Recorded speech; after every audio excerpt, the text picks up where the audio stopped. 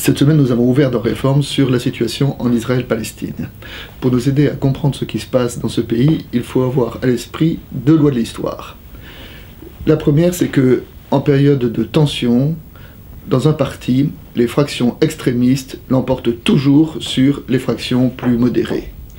En effet, dans des situations de violence, les appels à la vengeance ont beaucoup plus de force que les appels au compromis. Il faut être conscient que dans cette partie du monde, et comme partout ailleurs d'ailleurs, les faucons ont des discours symétriques qui se fécondent mutuellement.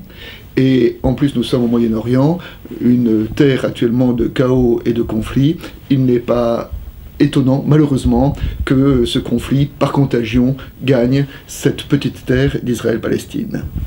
La deuxième leçon de l'histoire, c'est que on ne peut opprimer un peuple indéfiniment. Et sur ce registre, les Juifs pourraient relire leur propre histoire dans le livre de l'Exode, quand Moïse est allé voir Pharaon pour lui demander de libérer son peuple.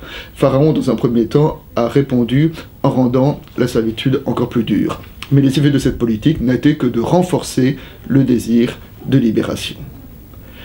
Aujourd'hui, les Israéliens doivent entendre ce que la colonisation en Cisjordanie, que les implantations peuvent avoir d'injuste et de profondément scandaleux au regard des Palestiniens, et cela rend leur situation, leur position indéfendable.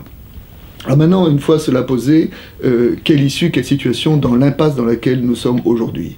Alors, si quelqu'un vous disait qu'il avait la solution définitive, ce serait un menteur. Néanmoins, peut-être nous pouvons essayer de dresser deux pistes. La première, c'est qu'il me semble urgent de laïciser le conflit, c'est-à-dire de le faire passer du religieux au politique.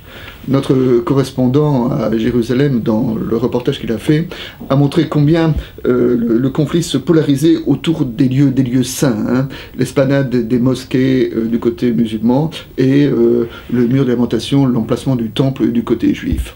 Et le problème, c'est qu'à sacraliser un conflit, face au sacré, on ne fait pas de compromis. Et donc, il n'y aura d'issue que si on arrive, oui, à désacraliser le conflit.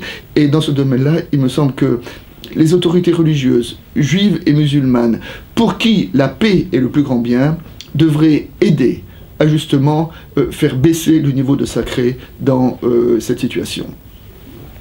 La deuxième piste, c'est de dire que voilà, lorsque deux conflits, deux parties sont en conflit fort, et bien souvent ils ont besoin d'un tiers, d'un médiateur, pour les aider à se parler.